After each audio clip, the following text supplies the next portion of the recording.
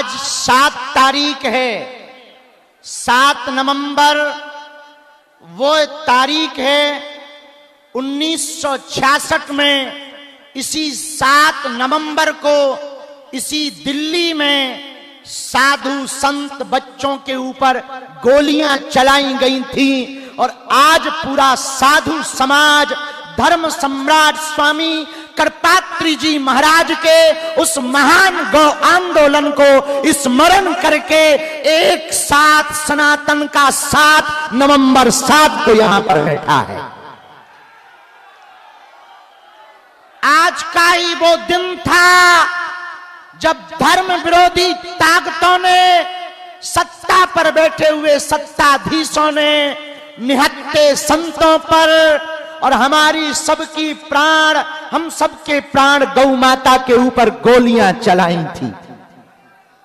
हम बदला तो नहीं ले सकते, लेकिन संत समाज आज 7 नवंबर को एक साथ बैठकर धर्म सम्राट स्वामी करपात्री जी के उस अभियान को स्मरण करके आज इसी दिल्ली में ये कह रहा है कि तुम कितना भी हमें मिटाओ, हम मिटेंगे नहीं, हम झुकेंगे नहीं, हम रुकेंगे नहीं।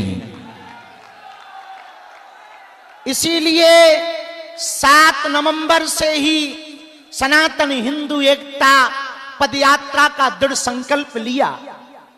जितने भी बागेश्वर धाम के पागल पूरे मैदान में खड़े हैं, एक बात गांठ बांध लें, अपनी ये पदयात्रा राजनीतिक पदयात्रा नहीं, आध्यात्मिक पदयात्रा है। राजनीतिक होती तो हम वृंदावन से दिल्ली तक आते, आध्यात्मिक है इसलिए दिल्ली से वृंदावन जा रहे हैं। ये पूरी पदयात्रा कास्टवाद जो भारत में है, हम चाहते हैं जातियां तो रहें पर जातियों का अहंकार न रहे।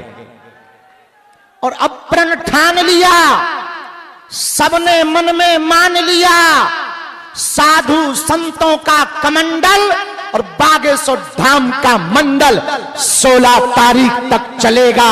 गांव गांव गली गली में शोर होगा, सनातन का जोर होगा, हिंदुओं की एकता होगी, धर्म विरोधी और देश को बिगाड़ने वालों की ठटरी बनेगी। 2-3 बातें हम बहुत विनम्रता पूर्वक आज कहना चाह रहे।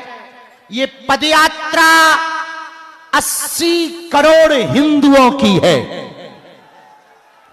भारत में रहने वाले 150 करोड़ भारतीयों के हित के लिए 150 किलोमीटर की पदयात्रा है।